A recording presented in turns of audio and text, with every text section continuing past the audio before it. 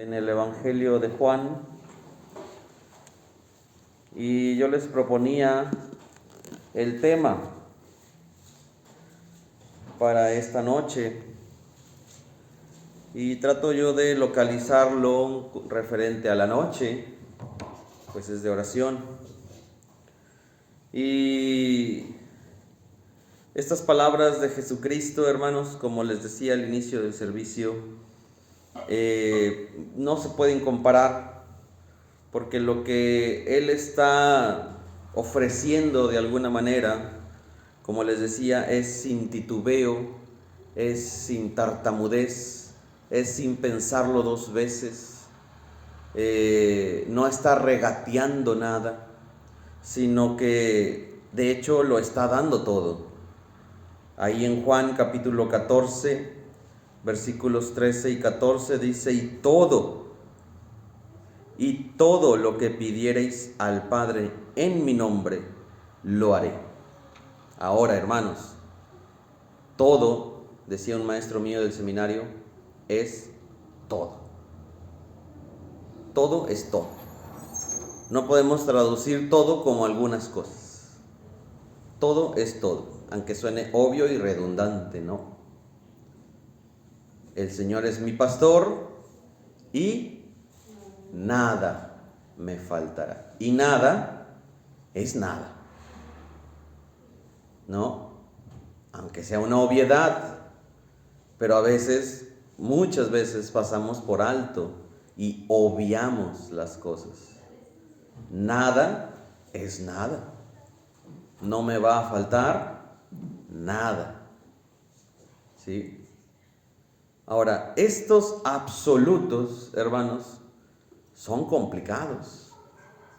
Son complicados, hermanos, cuando los trabajamos desde una mentalidad del siglo XXI, ¿sí? Desde una mentalidad, deje usted el siglo XXI, desde una mentalidad carnal, ¿sí? Yo quisiera establecer, hermanos, el día de hoy, el por qué Dios no atiende a las oraciones, y solamente daré una razón. Hay varias, pero el día de hoy solamente daré una razón. En los razonamientos que no vamos a escudriñar son, por ejemplo, cuando Pablo le dice al Señor, o escribe, que él ha pedido 3 veces al Señor que le quite el aguijón en su carne. Y el Señor 3 veces le ha dicho que no. Bástate mi gracia, porque mi poder se perfecciona en tu debilidad. Y Pablo dice que aquella respuesta es para que él no se gloríe. Hay un propósito en el no. ¿Sí? Bueno, ese no lo vamos a trabajar. También el otro, hermanos, la otra manera en que Dios no responde es por el pecado. ¿Sí? A varones les dice Pablo a los cristianos: amad a vuestras mujeres, ¿verdad? Así como Cristo amó a la iglesia. Tenerlas como a vaso más frágil, como a coherederas de la gracia de la vida, para que vuestras oraciones no tengan estorbo. Ahí está. Entonces, una cosa es que Dios tiene un propósito, como Pablo, de tal manera que no responde a la oración. Bueno, o la responde, como se nos ha dicho en alguna ocasión, Dios siempre responde a la oración, ¿verdad? Aunque de repente ese es como una jiribilla, ¿no? Es como un chanfle, es como un irse por la tangente para no responder a la pregunta concreta. Pero tiene un sentido. Bueno, claro, puede responder que no y puede responder que sí. O puede responder un espera, ¿no? Pero lo difícil será conocer qué respondió, ¿sí? En este caso del pecado, pues es obvio, ¿sí? El pecado del ser del hombre, del varón con su mujer, ser áspero, produce una barrera para que la oración llegue. Entonces el pecado es una barrera, ¿sí? El pecado, entiéndase, hermanos, como el pecado que es vilmente deliberado. Vamos a ponerle este título, ¿no? Vilmente deliberado, es decir, deliberado de lo deliberado, ¿sí? Adrede, con dolo, a propósito, ¿no? Y por otro lado, hermanos, el que vamos a trabajar el día de hoy es por qué el Señor no responde a algunas peticiones, que tiene que ver o se va a parecer con este último que les acabo de decir, del pecado. Pero lo vamos a trabajar de manera más precisa, dado que en esta noche nos hemos juntado para orar, que es una de las actividades más difíciles, así como el leer la palabra, como ser constantes en el Señor, porque no es una actividad carnal, es una actividad espiritual. Entonces, tanto el salmista en el Salmo 23 nos dice que nada nos va a faltar, y tanto Jesucristo en Juan 14 nos dice que todo, y el todo y el nada son absolutos. ¿Sí? De tal manera que cuando el salmista en el Salmo 23 dice que nada nos va a faltar, pues nada nos va a faltar, porque nada es nada. Y cuando Jesús dice aquí en Juan capítulo 14, versículo 13 y 14, que todo lo que pidiéramos al Padre en su nombre, Él lo va a hacer, pues es que todo lo que pidiéramos lo va a hacer, ¿no? Tan simple como eso.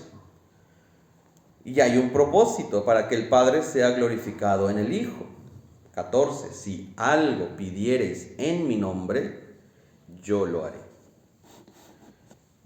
Tenemos, hermanos, que ver, ¿sí? Porque estas palabras yo creo que son dignas de estudiarse, todas, ¿sí? Pero estas con quizá un beneficio muy próximo a nosotros, o muy premiante a nosotros, dado que ahí vamos nosotros, ¿no? Entendemos nosotros que estas palabras de alguna manera son para nosotros también. Pero yo pregunto, ¿a quién las estaba diciendo Jesús en este momento? Las estaba diciendo a sus discípulos, a sus 12 solamente, no a los demás discípulos que tenía, solamente a sus 12. ¿Y qué estaba sucediendo, hermanos? Era la llamada última cena, así que en realidad era la Pascua. Estaban celebrando la última Pascua que celebró Jesucristo. Después de esto, hermanos, Jesús está a un pasito de ser entregado por Judas y a otro pasito de estar en la cruz, ¿sí? Entonces, este es el contexto. Jesús, ahí en el capítulo 13, ya le lavó los pies a los discípulos, ya les enseñó que así como Él hizo, así también ellos hagan. Y Jesús ya llevó alrededor de 3 años aproximadamente enseñándoles a sus discípulos y a sus 12 específicamente su carácter. Imagínense, hermanos, vivir con alguien 3 años, día y noche, de lunes a lunes. Día y noche, hermanos, porque así vivían con Jesús.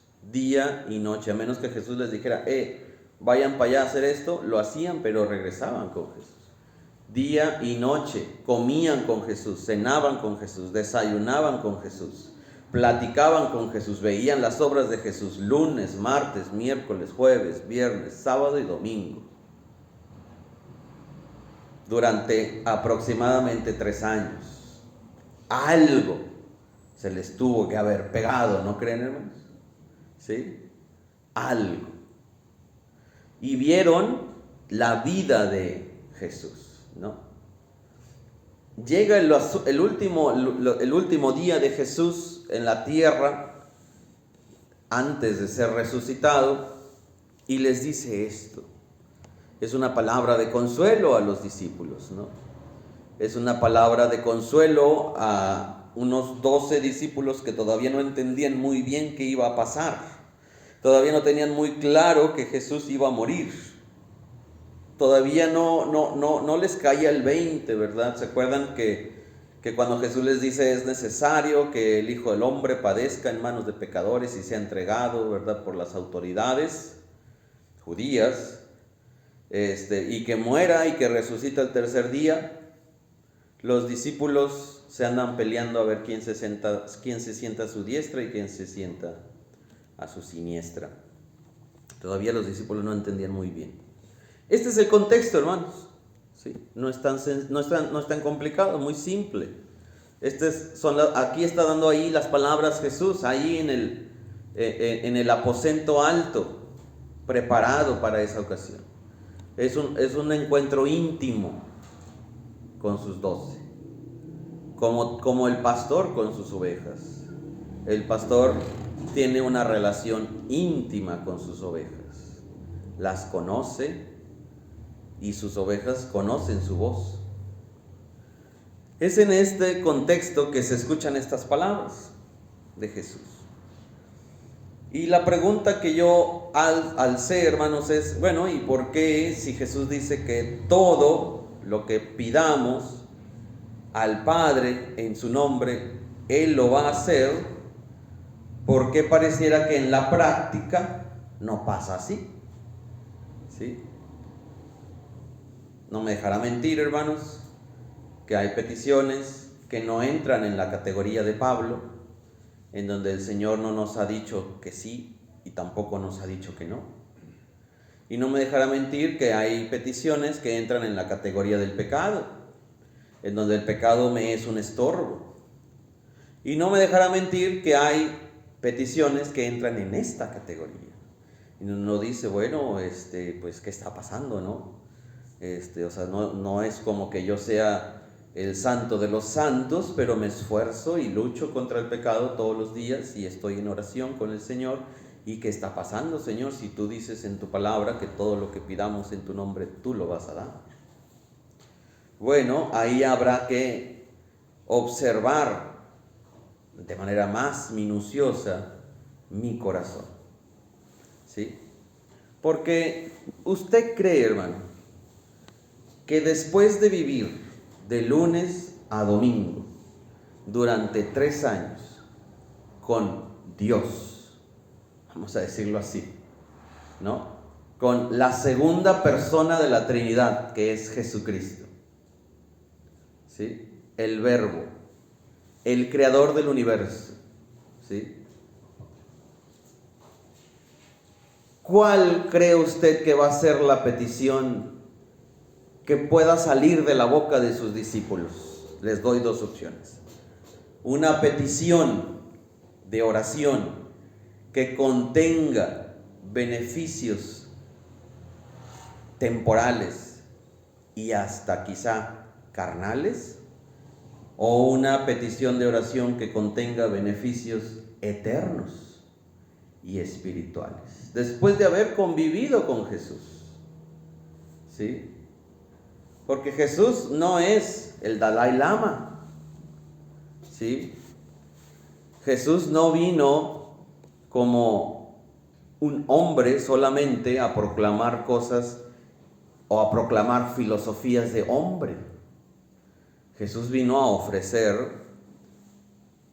algo que supera por mucho cualquier otra oferta que el mundo pueda dar y que trasciende a lo eterno. Entonces yo pregunto, después de estas características que solamente tuvieron estos 2 hermanos, no las tiene nadie más en el mundo entero y no las tendrá nadie más, jamás. De lunes a domingo, hermanos, se despertaban, volteaban y ahí estaba Jesús dormido con ellos. O quizá ya no estaba Jesús, quizá ya estaba orando, ¿verdad? ¿Sí? Y le daban un vaso de agua a Jesús. Y aquí está tu comida, Jesús. De lunes a domingo, imagínense, hermano. ¿Qué va a salir de la boca de estos 12 para pedir? ¿Qué va a salir? Bueno, usted dirá, pastor, pues contemos, porque hay un 12avo por ahí que de hecho no supo pedir, que es Judas. Es más, Judas ni siquiera le pidió a Jesús. Judas le pidió a los fariseos. ¿Cuánto? ¿O qué? Bueno, le pidió, mire, cash. Ahora sí que cachín, cachín, ¿verdad? A Judas se le hacían los ojitos de signo de dólares, ¿sí? Como a Balaam. Esa fue la caída de Balaam, ¿sí? Del profeta Balaam, que por dinero quiso profetizar en contra del pueblo de Israel, por ganancia deshonesta, ¿sí? Aún y que Judas duró el mismo tiempo y tuvo la misma enseñanza que los otros 11, él prefirió que su petición, 1, no fuera a Jesús, sino al mundo, y 2, que su petición, hermanos, no trasciende, simplemente es pasajera. 30 monedas de plata, hermanos, está como Esaú. Un plato de lentejas, dijimos, hermanos, que una bolsa de lentejas hoy vale 12 pesos. Por 12 pesos no quiso la primogenitura, que dice el autor de Hebreos que luego arrepentido la deseó, pero ya no se podía regresar, ¿sí? Ya ve por dónde va más o menos el asunto de la petición. Santiago nos diría así: pedís y no recibís, porque pedís mal. Ay, Santiago, qué duro. Santiago, entonces, ¿cómo es que pido mal si me hinco y a veces hasta lloro? Bueno, dice Santiago, pedís para vuestros deleites. Pedís, bueno, en español normal, piden y no reciben, porque piden para sus deleites. ¿Sí? Todo lo que pidamos al Señor, todo lo que pidamos al Padre en el nombre de Jesús, está íntimamente relacionado con nuestra relación con Jesús. Ahora, hermanos,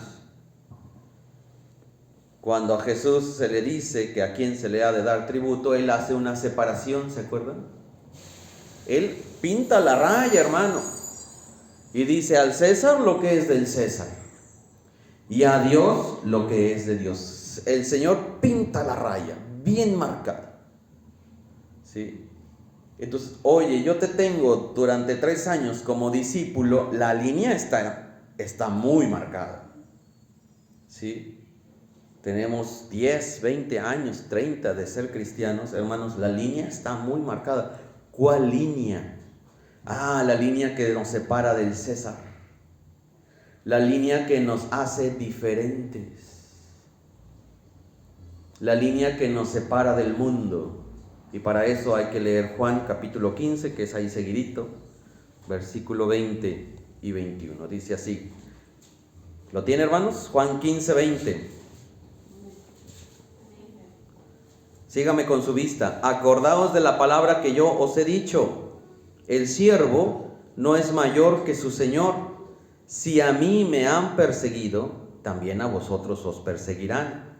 Si han guardado mi palabra, también guardarán la vuestra. Mas todo esto os harán por causa de mi nombre, y aquí escuche esto, porque no conocen al que me ha enviado. Hermanos, nosotros pintamos la raya, así como Jesús pintó la raya para darle al César lo que es del César y a Dios lo que es de Dios, cuando oramos. Porque cuando oramos, hermanos, nosotros no oramos como carnales, oramos como espirituales. Pero para orar como espirituales, habrá que conocer al que le pedimos, ¿sí? Como estos que no conocen al que envió a Jesús. ¿Quién envió a Jesús, hermanos? El Padre, ¿sí? Por eso, hermanos, la oración se vuelve, como muchas cosas en la vida, de la religiosidad cristiana, no de la religión, religiosidad titulada como manera negativa, ¿sí? Como algo peyorativo, se dice, como algo, un adjetivo feo, ¿sí? La religiosidad cristiana es la que solamente me pone cargas, y la oración es otra. ¿Por qué? No, pastor, tengo 20 años que le pido al Señor, ¿verdad? Tengo 3 meses. Pastor, entonces no podemos pedir por cosas de aquí, ¿verdad? Como un trabajo. Sí, hermano, sí puede pedir por cosas de un trabajo. Sí puede pedir por cosas quizá de todo lo que sea necesario. ¿Sí? Pero, en palabras de Santiago, los deleites. ¿Qué son los deleites? ¿Sí? Porque piden para sus deleites. ¿Sí? Cuando se pide para nuestros deleites, hermanos, ahí, hermanos, estamos cruzando la línea. Ese es cruzar la línea. ¿Cómo saber cuándo la cruzo? Hermanos, su corazón en el Espíritu de Dios se lo va a decir. Porque el Señor ha colocado en su corazón su ley. El Señor le ha dado de su Espíritu. Por eso su Espíritu dice al mío. Su Espíritu da testimonio al mío de que soy hecho hijo de Dios. El Señor le ha dado a su Espíritu. Ha puesto pastores y maestros. Les puede preguntar. Amén. Pero usted puede tener la mente de Cristo. ¿Quién pinta la raya? ¿Cómo saber cuál es la diferencia en mi oración que me la va a hacer efectiva? Bueno, ¿qué es el deleite? ¿Buscamos las 30 monedas de plata? ¿Buscamos el plato de lentejas?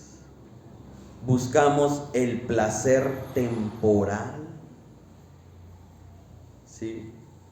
Yo siempre he dicho, hermanos, que el éxito económico, usted escucha éxito económico, una conferencia de fulanito de tal, cómo lograr el éxito económico. ¿Y quién sale en la portada, hermanos?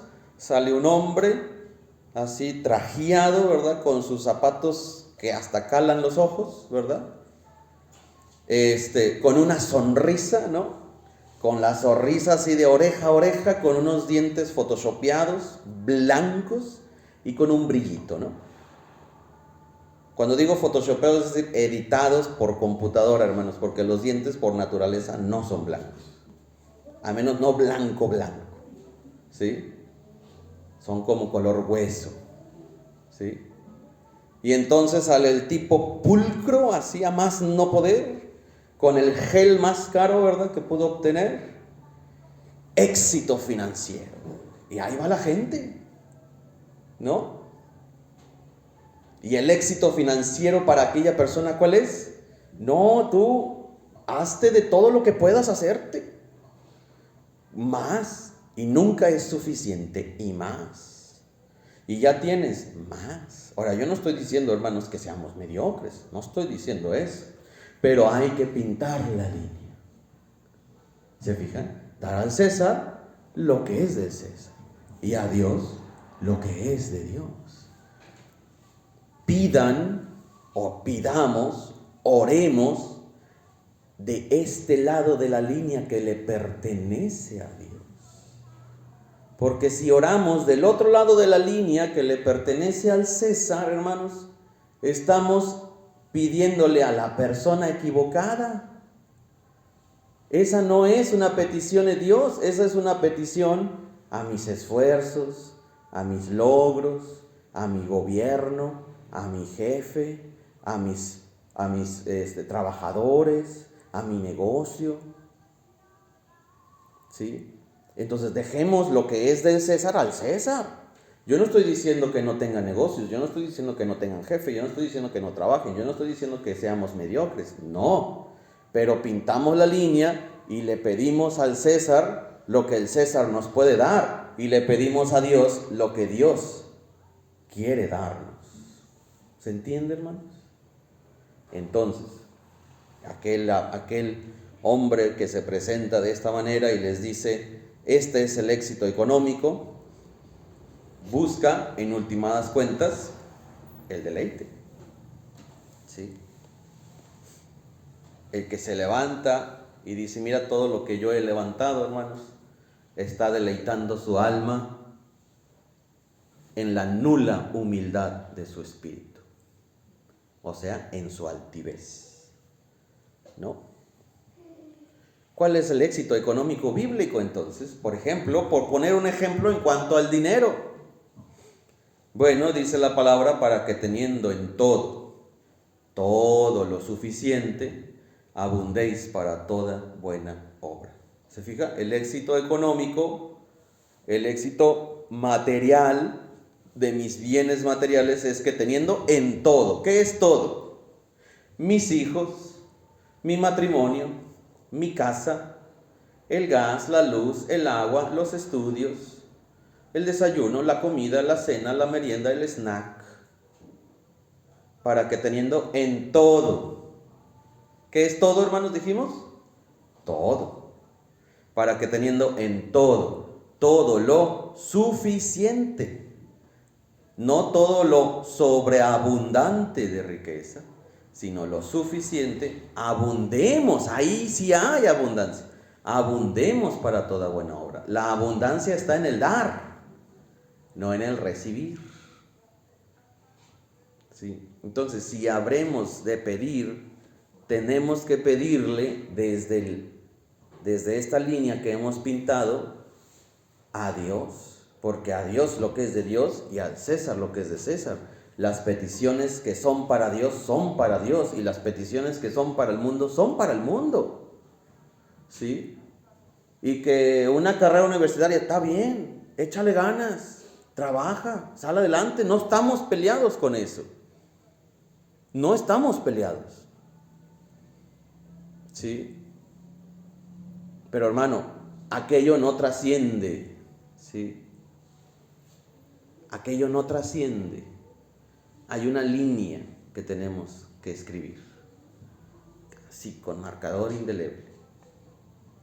De tal manera, hermanos, que cuando el Señor dice, y todo lo que pidiereis al Padre en mi nombre, yo lo haré, sí lo va a hacer. Pero ¿a quién le estamos pidiendo y desde qué trinchera? Desde acá, al Padre, en su nombre. Es decir, hermanos, se traduce, para no hacerlo más difícil y no tardarme más, pedimos en su voluntad. ¿Sí? Pedimos, fíjese cómo dije, en su voluntad, como si viviéramos, como si su voluntad fuera una casa, imagínense. Aquí está la casa, se llama voluntad de Dios, pásele. Y cuando yo entro a la casa que se llama voluntad de Dios, no me queda más que pedir en su voluntad. ¿Qué fue lo que hizo Jesús? ¿No es así? Jesús no pidió el deleite. Jesús dijo, y lo dijo de corazón: Padre, si es posible que pase de mí esta copa, porque está duro, está pesado el asunto, pero que no se haga mi voluntad sino la tuya. Y luego vuelvo a orar, y ¿qué dice? Pero que no se haga como yo quiero, sino como tú quieres. Por eso, hermanos, en el ámbito de la religiosidad cristiana, la oración es una piedrota como el pípila. ¿Sí sabe la historia del pípila, hermano? ¿Quién sabe si fue verdad, verdad? Así como los niños héroes, ¿verdad? Bueno, será verdad, será mentira, no sabemos. Pero así como el pípila, hermano, cargamos una piedrota porque no, pues el Señor nada más no responde, ¿verdad? Y parece que su palabra pues es mentira. Bueno, es que esa piedrota la estamos cargando porque estamos desde esta trinchera que es el mundo, que es el César, pidiendo, no, mejor dicho, desde esta trinchera que es Dios, pidiendo las cosas de esta trinchera. ¿Se entiende? Desde acá que es Dios, y aquí está la línea pintada, estoy pidiendo las cosas de acá. Pastor, entonces no puedo pedir por mi trabajo. No, sí podemos, porque eso quiere Dios. Dios quiere que trabajemos. Dios quiere que consigamos nuestro dinero honradamente. Eso sí, eso es voluntad de Dios. Pero, ¿será que Dios quiere que seamos millonarios? Muy probablemente no, porque Jesús, de hecho, lo dijo muy marcadamente, ¿sí? Por poner un ejemplo, ser millonario, ese, ¿en qué línea está? ¿En el César o en Dios? Muy probablemente está en el César, ¿sí? Porque, hermano, ¿se quiere arriesgar a no entrar al reino de los cielos? porque es más fácil que pase un camello por el ojo de una aguja a que un rico entre en el reino de los cielos. ¿Es imposible? No, porque para Dios no hay nada imposible. Por eso no dijo que es imposible, pero dijo que es más fácil para el camello hacer aquello que para el rico entrar. ¿Se fija? Entonces muy probablemente Dios como que no está fijando su mirada para que pidamos como acá. Está fijando su mirada para que pidamos acá, desde esta trinchera donde está Él. Y cuando empezamos, hermanos, a orar conforme y en la casa de la voluntad de Dios, vamos a empezar a ver oraciones contestadas. Y cuando empezamos a ver oraciones contestadas, hermanos, nuestro espíritu se va elevando, ¿sí? Porque qué difícil, ¿no, hermano? Qué duro es orar sin recibir. Es duro, ¿no, hermano? Ahí entra la otra enseñanza, en donde la mujer, la viuda, con el juez injusto, ¿se acuerda? El Señor nos enseña cómo orar y cómo hay que orar. Bueno, ya estamos acá, ya estamos en el terreno de Dios, sí. Ahora, hay una manera de hacerlo. ¿Y cuál es la manera? Constantemente, ¿sí? Constantemente, ¿sí? Y es más, al paso del tiempo el Señor va a ir cambiando nuestra petición incluso, porque va perfeccionándola, ¿sí? Entonces, pidamos, hermanos, pidamos como creyendo que el que dijo esto lo cumple, porque el que habla no miente. No miente el que habla. No les está haciendo una jugarreta. No les está echando mentiras. El que dijo que lo va a hacer, lo va a hacer. Y todo lo que pidiereis al Padre en mi nombre, escuche, lo haré. ¿Se fija? Y habrá que considerar, hermanos, a quién le estamos pidiendo, ¿verdad? Bueno, esto da para más, hermanos, ¿sí? Pero yo sé que ha sido una semana difícil, porque la vida así es, ¿no? Pero aún en esa dificultad, el cristiano va de gloria en gloria, porque el cristiano vive en la incongruencia, ¿sí? No en la incongruencia de que da la cara y luego su vida es otra, sino en la incongruencia, hermanos, de que en la debilidad nos hacemos fuertes, en la incongruencia de que en la tribulación hay gozo. Así vive el cristiano, ¿sí? Incongruencia para el mundo. Vamos a orar, hermanos, para dar por concluido este tiempo. Señor, te damos gracias por tu palabra. Te pedimos, Padre, que nos ayudes a orar. Enséñanos a orar como les enseñaste a tus discípulos. Que podamos meditar en tu enseñanza de la oración en el Padre Nuestro, por ejemplo.